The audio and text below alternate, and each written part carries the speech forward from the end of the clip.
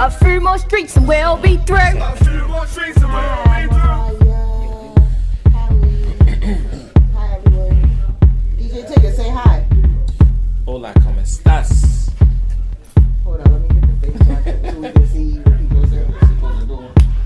Thank you, everyone who is tuning in. Let me know if you can't hear me or some shit. It is my 16th. I think it's 16th. It is 16th. Thank you, Mello. 16th episode of Walking Down the Avenue, in which I find club legends and friends of mine, because I'm friends with all legends. How's that work?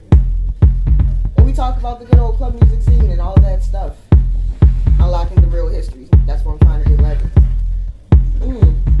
It all works. So, today, yay, I'm joined by the legendary, at least to me, DJ Tigga. Look, he joined the chat even though he's sitting right next to me. He still works. Yeah, because I be talking shit in here, so I know niggas be talking shit. Oh, yeah. I love when you come and talk shit. It makes me really happy. We got to. So, let's start. Where do we want to start? I always like starting at the beginning. I don't always like starting at the beginning, but I think that makes sense to me. Also, in the background, as you may hear, we're joined by DJ Mello. A Mello. I don't like saying A Mello. I like saying Mello. I'm like, Hey, Mello. Mello. The people's chat. When I say that around my sister, she say, LMNOP? LMNO.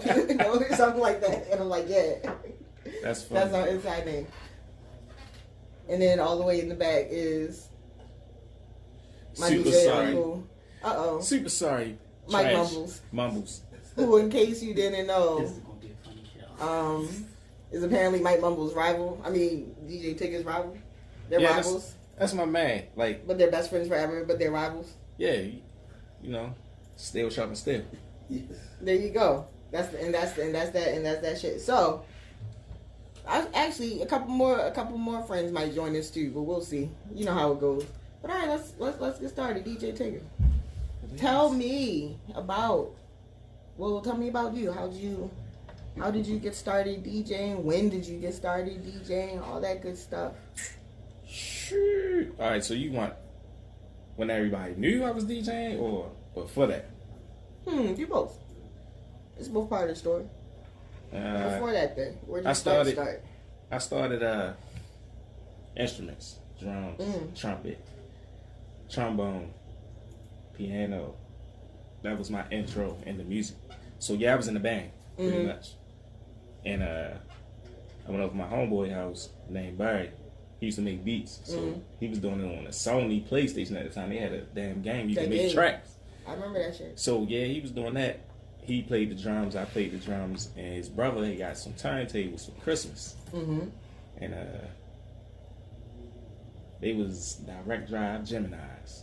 I said, damn, I'm like, hey, Ma, can I get some? You don't need that shit. Next thing you know, I get some belt drive Geminis. Totally different from direct drive. You gotta push it a little more. It's a little harder work. But I worked on it and worked on it and worked on it. And I sounded like trash, and everybody was bashing me and bashing me. I was getting my ass bashed by my mother, grandma. Like, boy, just quit that. Go back to playing the drums or something else. So eventually it started sounding good because they weren't complaining no more. And my homeboy said, why we don't go up Shake and Bake? See if we can do a party. Man, we ain't doing no party at no Shake. I pay for it. All right, let's go. So we get up there and he talked hella shit to Anthony. He was running at the time. Anthony said, well, we gonna have a team night starting in 2 weeks. You bring your mans down here, and if he as good as you say, you got a job. So I went down there and fucked that shit up. And I ain't know Swift was in there, Cork was in there, Al was in there, Rod was in there, Reggie was in there, and Buck was there. A couple of weeks went by, it was flying, things was going good, and then Buck said, hey, you really want to get on, I'm going to take you down the tunnel on Friday night. All right, that's nothing. We was in the tunnel Friday, Saturday, down the docks Friday. We was everywhere. Choices. I goes down there, and he put me in front of that whack ass nigga Mike Mumbles and K Spec. Oh, Mike. He put me in front of them. And he said, yo, he said you can DJ. And Mike, what you say, Mike? Let me see what you got. No, that ain't what you said. He said, if Buck said you can DJ, we gonna give you a shot. Yeah. You ever mixed on these before? I never mixed on CDJs before. They wasn't even CDJs. What was they, like them 200s? No, it was 800s. Yeah, see? I never seen Like the them. little ones like this big. No, there was the gray ones. Oh. Never seen them before in my life. You said you a DJ, here you go. And they leave my ass in the booth in the middle of a fucking party. That's terrifying. I get the mixing. 5 minutes, 10 minutes, 20 minutes, an hour. And then Mike peeking there, yo, you good? Yeah, I'm good. And then they gone again. Where the fuck these niggas at? Whole time they went and got drinks. Talking about, yeah, he sound pretty good. We gonna have to add him to the. They left me to DJ that motherfucker for a long ass. I think I did the whole party. I don't fucking know. But at the end of the night, I was good. Mm-hmm. That was my intro to DJing. But along the way, I started doing tracks because I couldn't get none. Back then it was tight. You had to know somebody to get tracks. Right. So if you didn't, and we used to go to Music Liberated, get old Bernie, and you'll go in there and they'll play you something, and they ain't even out yet. And then they say, hey Bernie, when is coming out? He'd be like, oh, next week. He was pressing records in the back. But if you ain't know people, you couldn't get tracks, so I ain't really know nobody. So it was hard for me to get tracks. So I said, fuck it, I'm starting making my own shit. Do it myself. And I started making my own shit. And when I dropped the track, niggas heard it and was like, damn, that shit kinda alright. Next thing you know, I was kinda getting in the loop. And then when I got hooked up with them, I ain't know Mike was making tracks. They was sorry, but hey. If it wasn't for me and Kenny, Mike wouldn't be shit. No, no. It's like, no, but for real, Mike was making tracks. Mike was making tracks. Matter of fact, I ain't even gonna lie to you. I got one of Mike's first records that they put out. And but that's how I ended up getting into that. It was out of necessity for me to get on. Like, you know, I couldn't get no tracks. I'm gonna make my own way. That's the Baltimore way. That's Yep. how it is. So what do you consider yourself more a DJ or a producer than at this point in time? Which do you prefer more?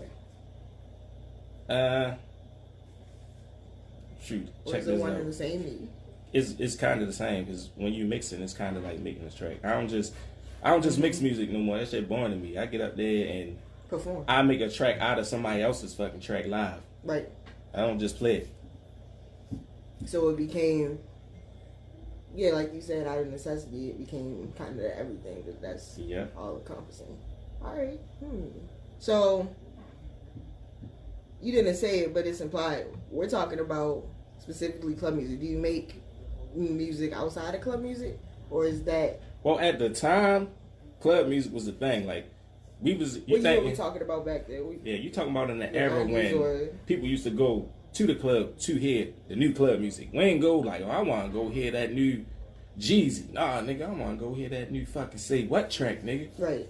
That's what it was about. It was maybe an hour of hip hop, 2-3 hours of club, another hour of hip hop, and back to club to close out the night. Mm-hmm. And you know what I mean? So hip hop, I wasn't thinking about no hip hop. I was like, shit, I'll make a beat.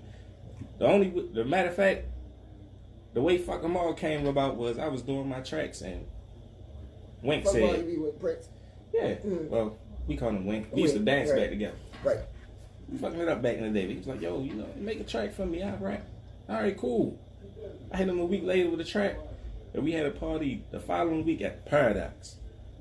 And I'm in the chamber. And he said, yo, I tracked that. Here it go. I said, all right, I'm going to wait till I go to the main room. I go in the main room and throw that shit on. Them niggas went nuts. Yeah, that shit was the shit. Where's Alex? He can be happy. Just to hear that over that sound system. Matter of fact, that's how we used to check tracks. We used to do that shit. Make a track and go down there and play that motherfucker. If it ain't hit on the dock system, it ain't right. Yep. That's and then, true. we used to be down choices and we used to have to fuck with LP. Hey, yo, you gonna play my track? Yeah, I'm gonna play it. And he used to blend the shit out your shit. He'd blend your track with another track for the whole fucking track. Niggas don't even hear it. So we started making tracks just for him. Yeah, LP, we made tracks for you. We used to throw it off a little bit. So when he blended it, it'll go off beat and then come back on and he up there like, he used to do that shit. Shout out to Classic DJ radio. Tigga. Look, that's you. No, that's it. So, let's talk about club music itself. As somebody who basically, you know, you came up in it. You started DJing. You got thrown to the wolves, low key. You know, I was out. Forged in fire. Yeah, like you really dove right in and was, you know, accepted and respected by, you know, your peers and those above you, and then took the initiative to go and make it yourself. When you started making club music back then, did you know or did you have any idea about how big club music was going to get? Or were you just kind of looking at where you were here in the city? I didn't know how big it was gonna be. Truthfully, when I was making my tracks, I didn't even think like, oh, somebody gonna really like this shit. I just did it because I was like, man, fuck it. I can't do a whole set and I have this, and this. I had to have something in between. Mm-hmm. And in the way of doing that, it kind of made me stand out. It was like, oh, you got something different to offer versus right. The with everything else. How do you think what was your biggest inspiration when it came to curating your sound? I know you came up playing instruments, but was there anything in particular or anyone in particular? Like, see, all right, for me, not knowing who made the music until after I was already kind of making it, it wasn't like I could say this person inspired me or that person inspired me. Like, once I got, let me see, my first track I made off of damn, like, fucking was it an R. Kelly track? I think it was like an R. Kelly track I made my first track off of. But, I really didn't hit my stride until I started hanging with Mike and Kenny and we was in the club, so I was exposed to a bunch of different stuff and the different sounds. And that's kind of how my sound progressed. From just being, I'm going to sample this and sample that to making my own unique sound. What was your first big collaboration that you did that you were like, oh shit, this is great? My first big, well, really? You gotta say fucking all was the first big collaboration. That was just like it. That showed people, well, I ain't even gonna say, that just showed us. When I say us, I mean the people, we all used to be in the club dancing together. Everybody down the docks knew. Or everybody down the tunnel knew. Twilight, you knew. You heard down the hill, you know we was in there. Right. So we was dancing. We wasn't, niggas like, yo, think he dancing? You know, fucking DJ. What the fuck you mean? He making tracks and shit? So it was like, he came at me like, yo, just throw this track together. All right, cool. We ain't had no idea that shit was gonna be like, damn, what it exploded to. So you were a dancer first and foremost. Tell me about that, the world of being a dancer. Well, I wasn't no king of Baltimore dancer. He was just going out having fun. You know, like, all right, so look, you gotta look at things different now. So now everybody go to the club, they laying on the wall, they post up, they too cute. Back then, you go to the club, you have to shake off so you can get girls. Nigga, we was trying to get some biddies. Nigga, I'm about to go in here and shake off. I'm going home with somebody's daughter tonight. And that's what it was. Right. What was do you have any early party experiences that, like, did it for you? Like, that was, like, anything crazy in particular, or, like, just one of those moments where you was like, oh, no, this is a night that defines why I love these parties? You know, the first party that I did that made me know that, oh yeah, you supposed to be a DJ was actually an epic fucking fail. Okay. That's what let me know, like, yo, I'm definitely this what you're supposed to be doing. My homeboy used to go to City. My other homeboy used to go up Poly. So you know, City Poly is a big thing. So they say, fuck it, let's throw a party. You DJ, we gonna bring the people. We rent a hall. packed. When I say packed, like I carry them turntables in and we get in there, and this was before I knew Mike. This was before I knew anybody. Mm-hmm. I get to doing this party. This is just me and my homeboys. I ain't had no amp, nigga. I had a motherfucking receiver that you have on the component set. Mm-hmm. Man, that motherfucker blew like 2 hours into the party.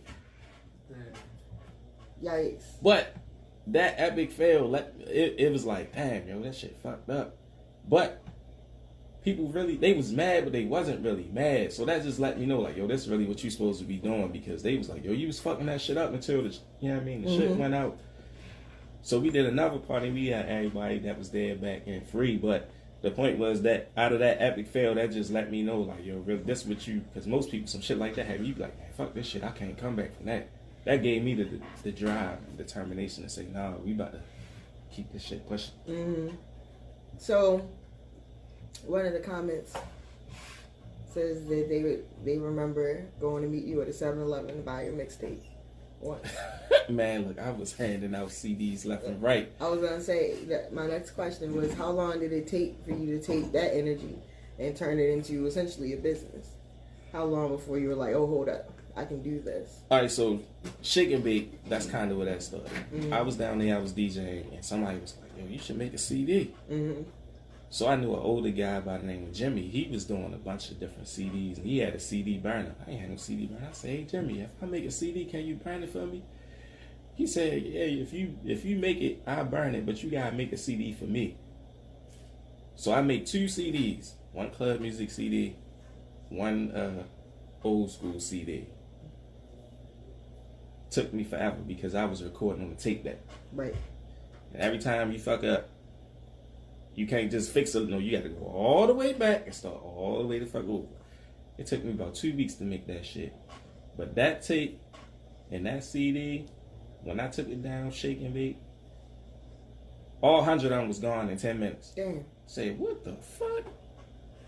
Hey, yo, we got something here. We was hitting Right. Sam's Club 2, 3, 4 times a week. In the big cases. Yep. We was Of the hitting them 2, CDs. 3, 4 times a week. And they got to the point where as though I was making enough money off of that to invest in equipment. But not only that, I could start giving away CDs because that's a way to help get me out there. Right. And one of those CDs came across DJ Lucky hands. And Okay. I got a phone call from him. That was interesting too. Unibrow, Big Ben Lemon, where you at? Call him at Unibrow. Hey Mike, that's what we call him, though. Mike is sleeping. Say what? Oh my God. I said Unibrow, Ben Lemon. That's what Ben we call him. Lemon. Yeah, that's what we called him. Unibrow. I've got headphones on them. Actually, you know, it's a delay on. Oh, he done. But yeah. So He said he's done. believe it or not, CDs is how I got in. I got into. I got introduced to Sin Like That from off a CD. Black, he used to be around the way, but he ain't know I was DJing until he came across one of my CDs. Okay. What? I'm not gonna say it. Let me think. Yeah, I'm clicking over there and crossing. I know. I'm like going through the list of questions. So I asked you about knowing. Okay. CDs is the slickest way to move club music, you know.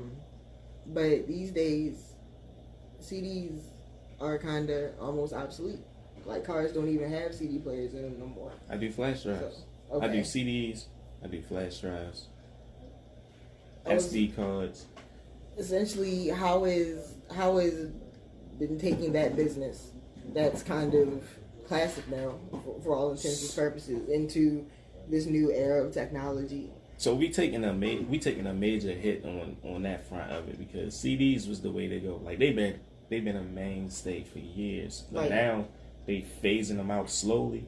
But not only them, more people stream than anything. Right. And by like a lot of streaming platforms are so tight and cranked down on things, it's hard for you to get your stuff on there unless it's original. So if I make a club mix, it's a 50-50 Right. chance. So you got to go through something like Mixcloud. You can do it, but that's not a way for you to make a revenue stream. That's just a way for you to push the envelope and get people to hear it.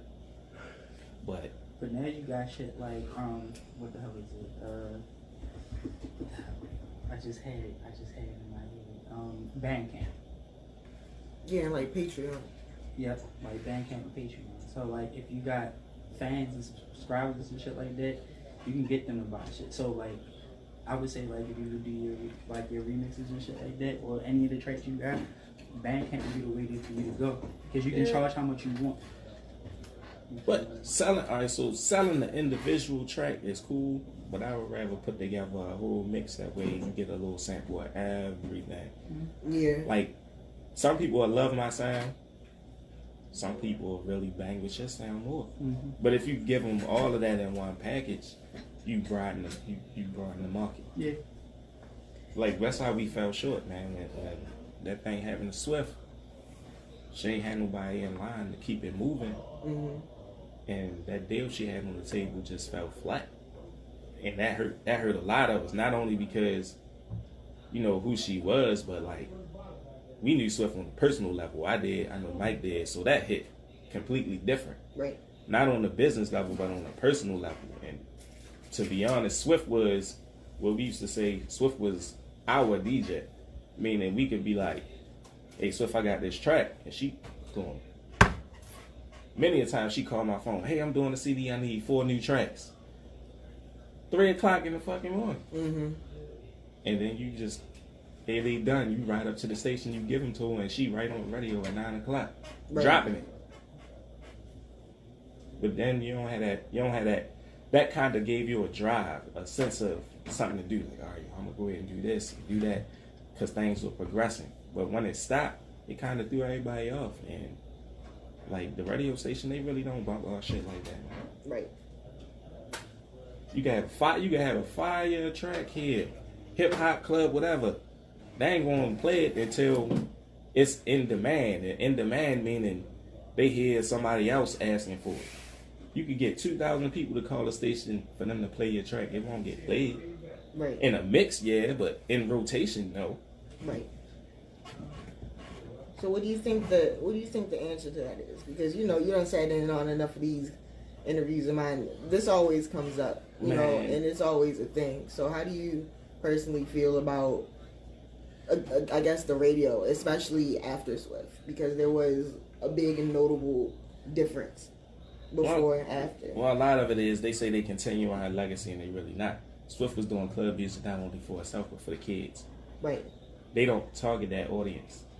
They do 7 o'clock. They play 2-3 club tracks. Swift get on the radio 9 o'clock, play club music for like 2 hours. Yeah. So, with that being said, they kind of letting it. I ain't gonna say they let it down, but they stop pushing it. So what happens with that? Because we don't have a competition amongst radio stations, we just have 92Q. It's kind of really no way to fix it unless the music director decides to do something about it. I know him, Mike know him, Kenny know him, but I mean, they had a mindset of, what happens is they got a mindset of, if it's not broke, don't fix it. Right. And for you're all never gonna get intents and nowhere like purposes, that. they're fine. Yeah.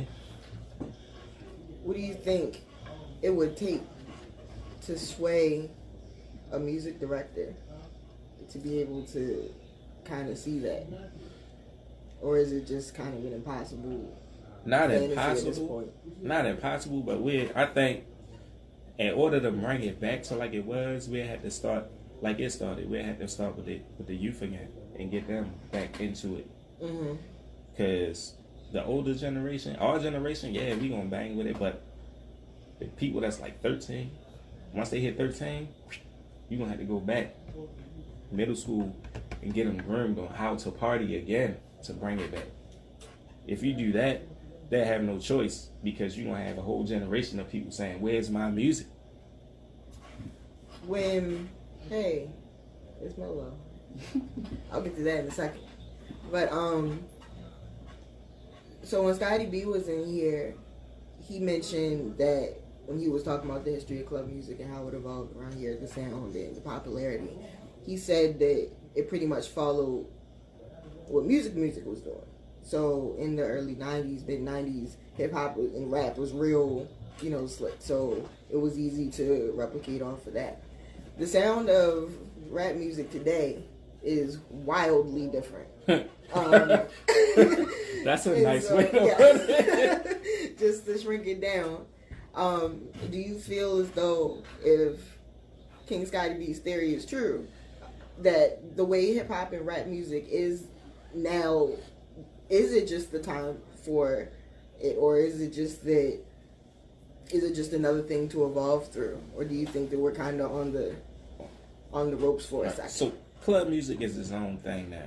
It's like it has its own sound, it has its own identity. So we don't have to base it off of what's going on in another genre. Like look at EDM. Right. Look at Top 40. They doing their own thing. So I mean, we can do our own thing. It's just that EDM, they have that push. Whereas though with us, we have to push it ourselves. Like we really have to come together and say, all right, enough is enough. Like let's throw a festival like they do every fucking year and make this shit happen. Because just like they bang EDM, they jump up and down the club music. Right. And we can take it wherever we want to take it, but we gotta have people that's really willing to do it. Like, it's not gonna be easy. It's gonna be a hard ass long road, but it can be done. I want to throw a festival. I keep saying it all the time. I'm gonna say it to you. I want to make it happen so bad. I want to throw a club music festival next year, if we're allowed out the house, which is what my next question is about to be. Now I take it further. I can get you. Club music turns 30 next year. That's so exciting. I can take it one step further. If you want to do a festival, I can get you everything you need for a festival, from stage to fencing. I can even get you a damn half a jumbotron sound system out the ass. But the point is, where we gonna have it?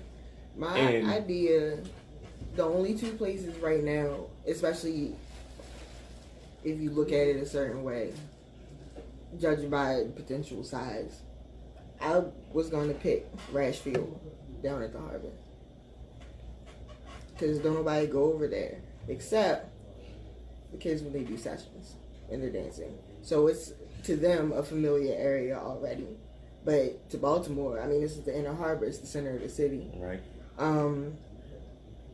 There's that, and then of course there's the park, because somebody mentioned, like doing it in the park thing. So doing it in the park is cool. It's more so for DJs to just come out and vibe, but at the same time, nobody there really plays club music. So like I said, we would have to do our own thing and bring people to it. So club music now, like where we at now, because we do BmoreThanDance, is more so geared towards dancers and people that's dancing. That's great, but we also need to make it more universal. And what I mean by universal is so anybody can just catch on and move to it. Like that's one of the things that I ain't gonna say it's holding us back, but that's one of the things that have people kind of shy away, because they can't really catch it like that. Like, you got a track that's doing 5-6 breakdowns in like less than a minute. The average person can't catch that. As soon as they get a little groove, it's like, shit, it's gone. It's over. But at the same time, that gives you an opportunity to showcase what you can do with your dances. You use the universal side to bring the masses in, but you use the dancing side to entertain. Right. That's a good key, because, as you may know, there's always that sort of, it's not an argument, but it's a kind of like tug of war over, I don't want to say a fault, but the reason behind why some people have strayed away from club music. And it is the whole, oh, well, it's fast now, oh, well, I can't dance like that, blah, blah, blah. But it's undeniable that people love to watch it. It's like, without fail, if you go anywhere and throw Mello down and be like, dance, and he's like, okay, people will stop and be like, what the fuck? This is cool as shit. Yeah. Anywhere. Yeah. So the spectacle of it isn't any type of lost on anybody. It's just at the same time, like I kept saying, and even when I was talking with Meek last week, you'll turn into a sport. It's like watching the Olympics. Like, we all love to watch the Olympics and look at all that shit. They flip and all that. But damn if I'll ever try it. And there's a lot of people who feel that way. To put it in perspective musically, like, everybody loves hip-hop. Right. There's no nationality that doesn't like hip-hop. Some aspect of it. Now, what happens is it branched off. You have rappers that's real lyrical, or you have battle style rappers. You have rappers that's storytellers. It's the same thing with club music. Mm-hmm. We just find in different lanes. People love different parts, but they don't have some way to get it all. Like, we lost all of our nightlife venues. Damn near. Yeah, let's talk about that. All that, like, pretty much. We don't have a club here, like a club that I used to go to or used. They gone. They're all gone. All of them. Like, the last place you used to go, you knew, I'm gonna go down the docks, I'm gonna hit some club music. Right. Like, it's done now. Like, what do you do? Where do you start at? That's why I don't want to say it's underground, but it's kind of like under, because you have to search for it. If you're not in the loop, you don't know where to go find it. But here's what's funny about that. So, Baltimore club music is underground. Like, it is, and it kind of always has been. Even though, what's funny is when you talk to people here, people like you, Mike, Kenny, everybody who's been here since the beginning, like, it doesn't seem underground because that was our world. It was outside. It was everywhere. Damn near every night a week. You know, there was a party somewhere, somebody could be mixing, and you knew there was a home for club music. People who aren't from here, they have no clue. And so they do have to dig to find it. But for a while they did. You know, they would, you know, come here through the bigger unruly parties and, you know, the random offshoots, the things like that. And now it's like it's almost back to then, because now we have no choice but to be underground. Everywhere is closed. So we have to sneak into random white and Asian venues, you know, to try to pull off a party every now and then in some bar, you know, or you had to rent a hall or something like that. But that's what we used to do. Right. People aren't even responsive to that as they were. You know, I guess it's because we lost a lot of the promoters, so to speak, because that was a big aspect of it as well. Well, you figure a lot of the promoters that were promoting back in the day were kind of DJs or associated with DJs. Right. Like, you had me and my team, BAP, then you had Sen and Cali, CJ. Mm-hmm. You know, Cali was a DJ. Mm-hmm. You had Black Star, and you know, he was a producer DJ, and you know, you had Mike and them, Raw Dog. I teamed up with them. Then you had us all come together when we did. What they had. Shoot, I can go down the list of a lot of them, but we came together and it was like PME, they was doing their thing at Essex. It was a group everywhere, but it was centered around a DJ, or like it was a DJ involved. And it's kind of hard now because most of them parties back then, they was like 17 and over, 18 and over. Right. And now it's like you throw a 17 over, 18 over party, they don't want to get sweaty. Yeah, it's different. Like, you can go to a party, I swear, it pisses me off. It pisses me off as a DJ when I'm up there fucking it up, and they sitting over that bitch like, nah, bro. That blow. That girl that y'all watching. that really be blowing me. Whole crowd of girls twerking on each other, but don't dance with none of the dudes. Oh no, you know, I'm gonna tell you what happens with that. Let a dude come by and get too close, they be ready to back him. They let a random girl come up and be, dude, do that, boy. It's a rap. You might get shot. I don't understand it. It's beyond me because like I said, we used to go to the club because we wanted to get. I'm going out here. I'm telling you, I'm taking somebody's daughter home tonight. It's a rap. Mm-hmm. Like, they used to have freak parties, like.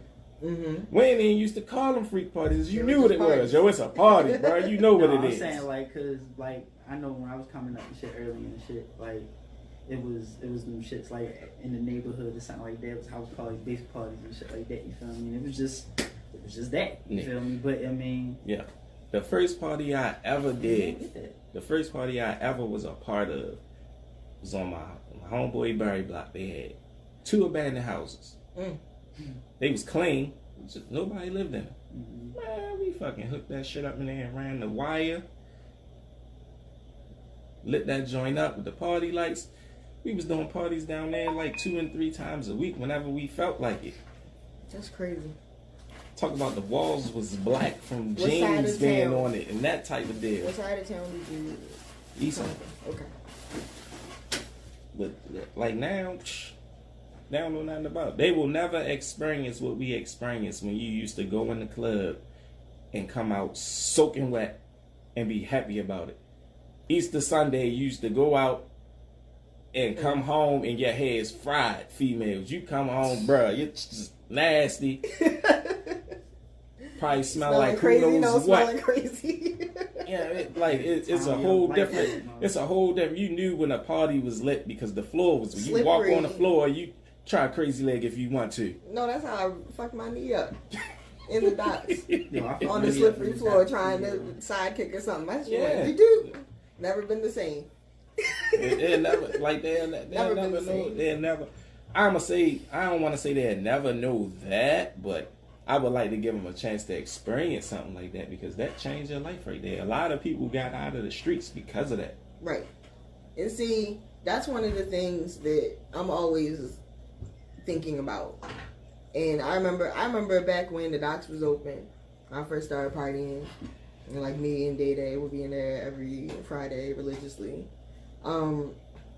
I noticed a lot of things about the people who went to the docks. And one of those things is I learned there were a lot of homeless people or housing insecure people who would go to the docks and they would stay the whole night because it was a place that was safe and they could be that. And then there's also the whole aspect of the sport of dancing period, in which there are people who prefer to be dancing at each other instead of out on the block. And not only that, And they took that seriously. So it's like, nah, it wasn't just a party. It wasn't just fun. And I remember telling my mother that, and she was like, that makes sense. And she's like, that's real. She's like, it's not, I understand that it's not all just, shenanigans for people. This was a way of life for a lot of Baltimoreans. you also forgot about the chicken boxes. Oh my gosh, I did not forget about the chicken boxes. Everybody want to talk about that shit. Man, I love you, Mike. Yo, Mike won the chicken boxes. No, we were co-workers at St. Joe also. So, no, we was real. The chicken box was probably the most important element of the docks. It's not it's like the sound system and then the chicken boxes. They was hot Was shit. the real, But they was the perfect. reason. man, the chicken box was on the money. So the docks had like one of the. That I think chicken they was box has ranked saved in the my top life so 5 many sound nights. systems on the It East was Coast. number one. Yeah, it is right number one. It was number one. One or two Number of those one East years, Coast. it was number one. I thought it was in the country, but for sure on the East Coast. Yeah, Man. I remember they Period. saying. Have you ever been in a DJ booth in there? Oh Yeah, yes, man. I played in there. Nah, I You wouldn't. never? Nah. You never even I- been in it? What, in a booth? In the booth, yeah. Nah. I I Oh was my in there. god! I was never a DJ back then. Them knobs, bro. wasn't either. I always figured out how to be a No, DJ. Now, back then. look, just looking at the monitor, it was like 12 8-inch, So big. 12 or 13 8-inch The size speakers of that just fucking- facing you, and then you had like this. you had like the tweeters. They big. looked like little missiles. Crazy. I am honored that in my DJ career I was able to play in the docks, and it was on my birthday too. Oh, that's it was even real better. slick. It was super slick. That's yeah. even better. It was my birthday, and I was able to play in the docks.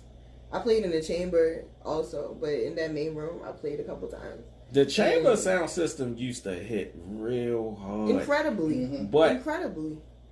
the lore of the main room. Nothing was like the main room. The only thing I ain't like about it was that little cubby hole right there, because when you was mixing, you couldn't see over. And everybody, all the dancers, but they used to be right here to the right or over there to the left on the other side by them doors. Yeah. And you used to know, like, By the you speaker. can't really, you be like, damn, I know they fucking it up, and I can't You can't even see what's going You can on. just hear it. You can hear it. Like, damn, I can't see. No, they were the best of times in the docks. Everyone's like, why you gotta talk about the docks all the time? Because there was nothing like it. If you never experienced it, you will never know. You'll never know, right? And that's why I'm like, I try to explain that to people, not like trying to sound mystical and spooky about it, but it's like, no, for real. It's one of those things where even if you never went to one of those parties, you know, like, it doesn't matter if you've never been inside of that building when there was music playing, and then don't let it be packed full of people. Sure. You know, like on like a good night, like it was like the movies. Like there's nothing like that shit. Yeah. And when the docks closed, it was like one of the most depressing things. Yay, it's nasty. How nasty? It was nasty. One of the most good. Depressing things, because it's like, well, where is the home for this now?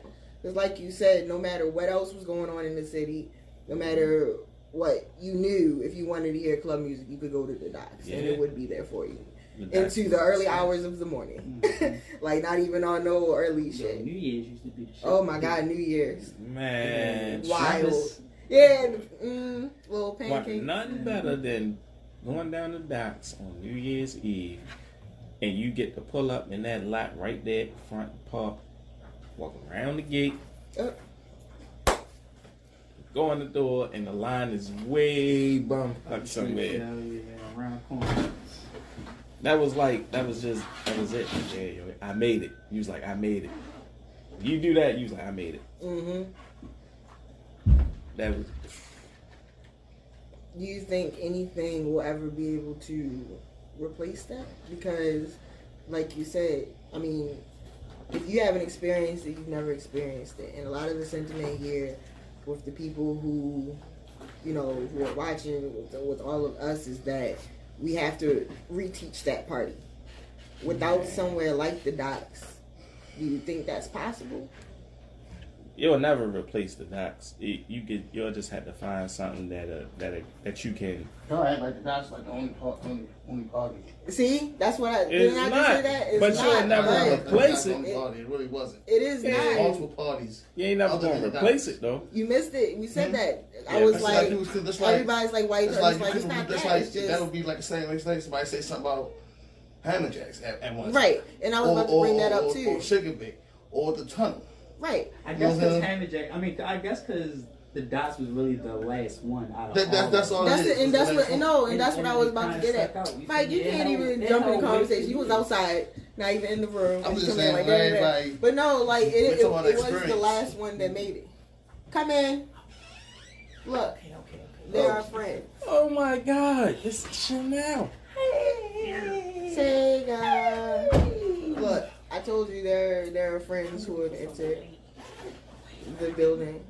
What's up? Man, you might come out here and mess up our whole vibe. You will never be able to replace that, bro. That's one. Like I said, I keep trying to tell you, that's only one. It's just one. That's like somebody was saying, like, hey Mike, you can't replace choices. Right? No. You can't replace the tunnel. But what I'm saying is, when Elbow and Buck used to get up on the pole and swing, you can't replace that, bro. You can't do it. You can't replace the Twilight Zone. My first time. That's what I'm saying. Like, in the Twilight Zone, the shorty was on the stage and got naked. I know them all. I wish I could experience those. I know them all. The dots was really what we had. That's all. That's joy. It's generational. That's joy. My first time in the Twilight Zone, shorty got up on the stage and got naked, and I was like, what? It's a whole thing, and it's just that.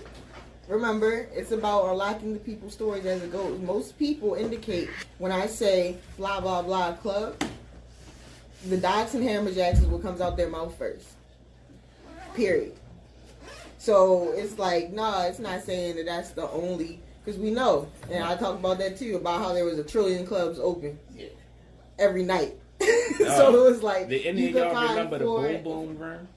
I never went, but I remember seeing flyers and shit for that. You better than Boom Wait a Boom minute. Right? Nope. Wait a minute. You know that's Boom off Boom of what's that, Reisterstown? And no, wait, what are you talking about? The Boom Boom Room was over East Baltimore. On Green Mountain. Now listen, hold up. It was a Green Mountain, right? And guess what it was? It was the basement of a church. Oh shit. Yeah. No? Yeah. That was No, I'm not gonna say. right there where the McDonald's at. Right there where the And McDonald's at. it used Yeah. to be going down in it. It's Okay. called- It's called the Down Boom to Boom call. Room. I certainly hope so. but it's the basement of a church. Yeah. We used to party like crazy in it. Holy parties. Yeah. Wow. I was So like, who huh. operated that? You Swift. told me as far as okay. Swift. So be like, yeah, I need you to DJ this party for me Yeah. because I'm overbooked. Holla at me when you done. And then you get there. She was famous for that. You'll get there and it'd be crazy. And you'd be like, what you get me into? And then she'd come through and be like, yeah, it's your girl Swift on the mic. Yo, play that club music. And then she'd talk for like 10 minutes and then roll out. Yeah. I swear to God, she'd do it. She'd do that quick. She come through with the film crew, talk like trash, out. Yeah. But the pay was good. Yeah. I swear to she multiple times. A lot of times. I swear to God, I was like, gee. I'm thinking we supposed to be doing a party together. You know how many ring dances and prom she left me? Yeah, I'm thinking, all right, I'm about to do it now. You doing the whole thing, bro. In retrospect, is that a little bit of an honor? Because that means you was on a list that she knew that she could trust you with that. Yeah, I mean, yeah, that's a good compliment. But when you just coming in blind, it wasn't no warning. You just come in blind to the fact. Y'all need you to come down here and hold this down real quick for me. And you All right, and yo. And you Hey, get yo. Hey, yo. Anyway, what's up, yo? What you want, Swift? I swear, that's how I used to be. And you be in there, just like, damn, is she ever going? And then when she show up, you be like, all right, I'm good. And then she get right the fuck out of there. The club get real hype, and then she leave. You be like, Is that what Black Star learned that from? Because Black Star has done that to me on a number of occasions. And when she be like, Ducky, Yeah. real quick, hold this. And I'd be like, Yeah. right. And then 2 songs would go by, 6 songs would go by, and I'd be like, mm-hmm. That's a rite of got some passage, stuff. though. And then he would That's a never, rite of passage. That's like he you- would never come back That's until the them end. Like, saying- you good? Oh, okay. That's them saying, you know, Yeah, you made it. I trust you. It's No, terrifying. Mike ain't come. Mike come back and be like, "You good?" with a drink in his hand, and then leave. That's how you know you straight. I swear, no, bro. I ain't never that's seen why- them CD players before in That's my why I life. tell I'm like, everybody, if a DJ let you on the set, and he be like, "Don't come back unless you." He come back with a drink in his hand, like, "Yo, you good?" Like, yeah, like I'm good too. I'm going back and drink. look, yo. he ain't come back at the 10 minutes though. He came back at like an hour and a half. Substantial amounts of time would go You looking by. at a nigga like, hop on. That's because me and K Smith, our favorite thing, we would sit back, we'd sit back and watch you. We're like, Mm-hmm. "Dang, yo, that nigga right. Then we should go get some eat, yo. You ain't gonna mind, yo. Let's go." I'm gonna go get something to eat. Yeah, go But get some the eat, funny go get some thing drink. is, he say I was rocking then, but now You fucking suck, yo. You fucking suck. Shit. I see your pops back, man. You make a nigga work too hard. You make a nigga work, yo. For real, yo. This nigga right here. He said, "Hey, nigga, work too hard." yeah, but that's a rite of passage though, man. When you used to, that was like you used to. The older DJs used to have somebody with them. They used to carry them crates. They used to do that. They used to be waiting, like, yeah, wait till this nigga go to the bathroom so I can mix like 2 songs. That's kind of the updated version of that because I ain't get to play 2 songs. I got to do 2 hours worth of shit. That used to, I guess that is a rite of passage. How many other DJ rites of passages do you think that you went through? Because for some reason, you do have to like get hazed to be a DJ. It's a little Please, it's man. a little ridiculous, but You know what? I had to do some things. The best thing, I ain't gonna say and And go it's down like the whole not list. gross things, but it's just like things. I'ma It's just like, give why am you- I carrying this? Why am I? I'm gonna just give you Why the am I best talking to this thing person? that a DJ can do for you, and that's to tell you that you fucking suck. That's the best Yeah. thing they can do for you because what happens is all your friends will be like, "Yeah, you Not sound wrong. good," but no, no. And You're when you get with a absolutely right. real DJ and they be like, "You fucking sound like trash," that make you step your game up.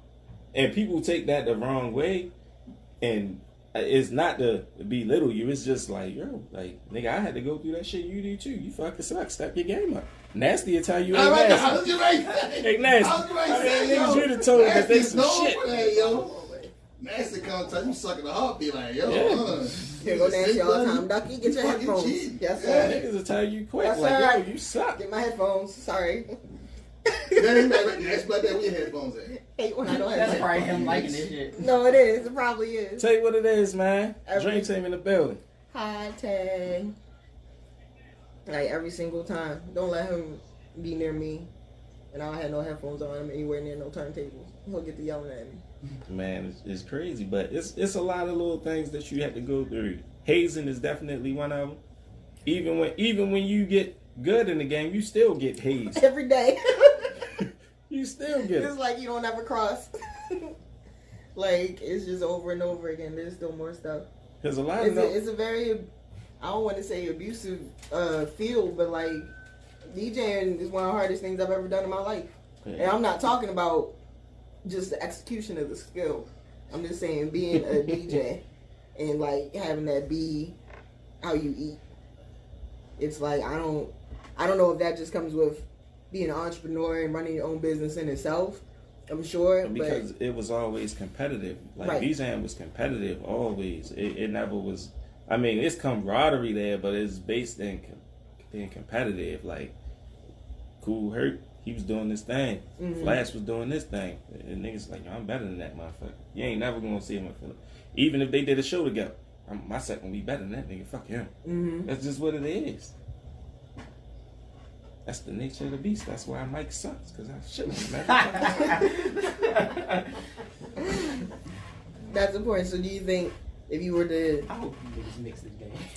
I know, right? It's like, no, it has to happen. I need to hear this. You guys gotta be a part of like the BmoreThanDance to see me and Tigga like really battle, or you guys I come feel on like- our parties and I feel like I seen it one time, yeah. I seen this shit. and I was like, oh, y'all showing off. Oh, man, no, that don't even be showing. We be in here just fucking around with some Yeah. shit. Just in Okay, here, I we think we I'm battle all day.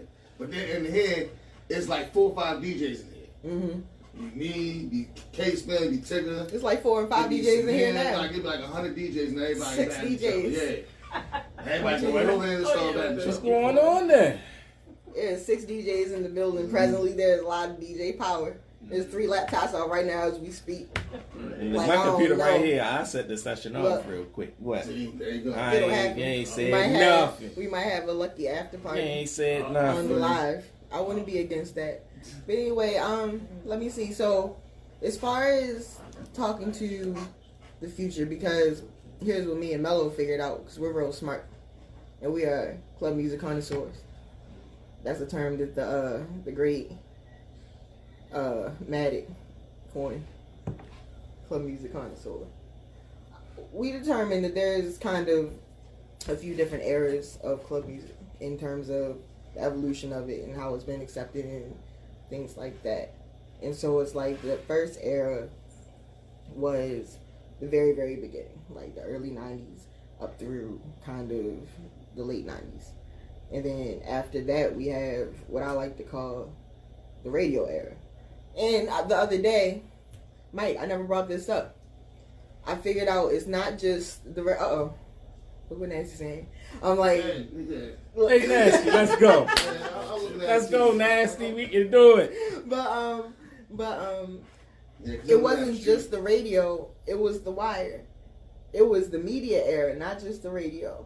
And the wire played a little bit of club music to make people who had no clue about it. You know, there's a lot of people all over the country That was in the wire. who, right. So it's not just the wire didn't just do something locally. It did something internationally because people were hearing club music for the first time, messing around Right. watching this program. So you have that era, and that kind of carried up until 2009, 2010-ish. And it's like weird because it kind of ended with when I'm the Shit got on the radio. You know, also directly after Swift passed, everything changed. And in that period of time, from roughly 2010 through really now-ish, within the past couple years, there's a chunk of music, there's a chunk of years, that's like it happened but it didn't happen, almost as if it's forgotten or neglected. What do you say to that? Because during that time, that's when the club scene here started kind of trickling away, and then you had the rise of Jersey and whatever the hell they're always doing,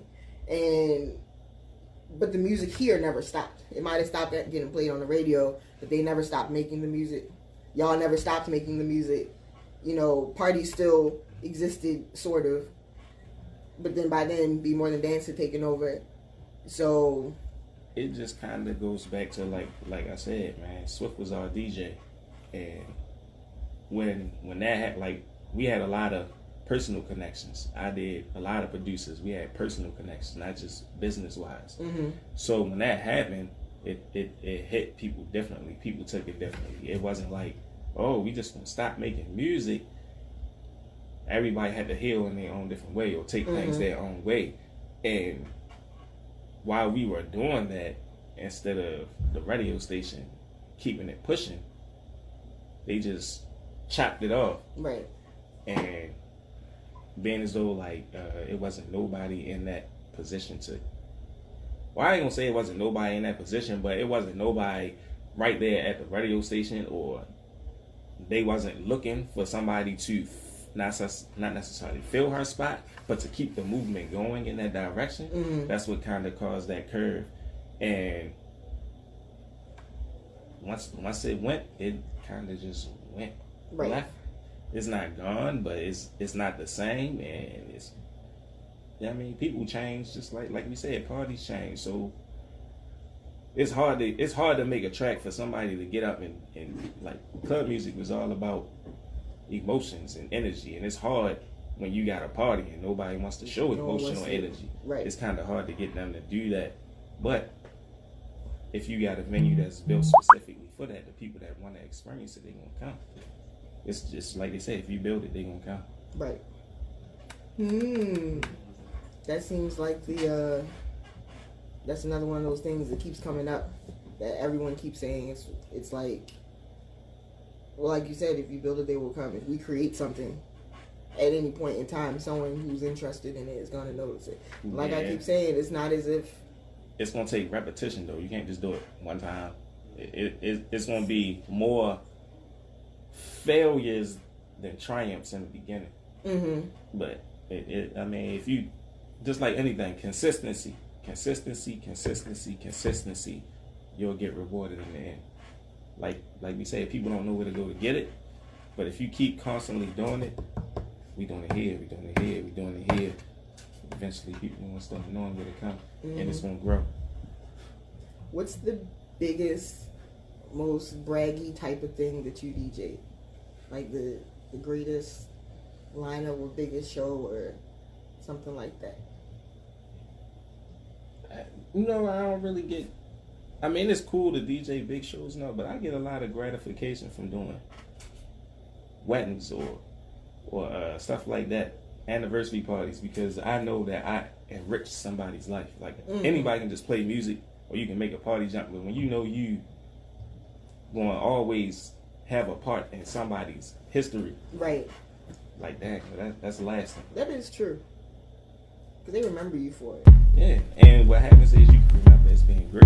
It's terrible. Yeah, terrible. But they still remember you. Yeah, that's what I say. It's like one of the best things, man. I done DJ for Fabulous. I done DJ for Kevin Gates. I done DJ'd a lot of stuff like that. I mean, it's cool. It's like, yeah, but I get more gratification when I go to Silver Springs and DJ for a mixed crowd, and they be like, "You fucking rock at the end of the night." Right. Like we went up DC, what we do? We had a fucking ball. We had a whole fucking, they show hella live up there.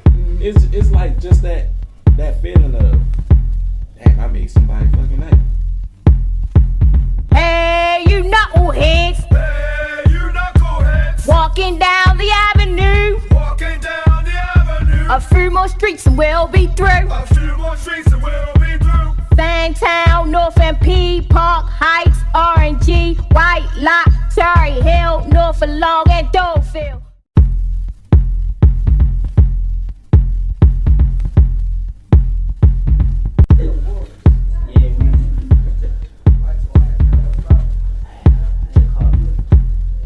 right.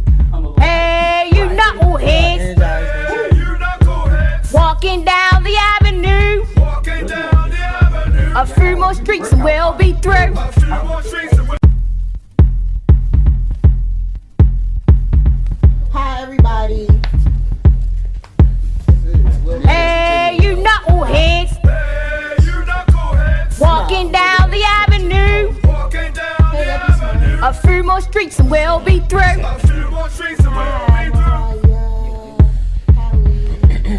Hi, everyone. DJ Tigga, say hi. Hola, ¿cómo estás?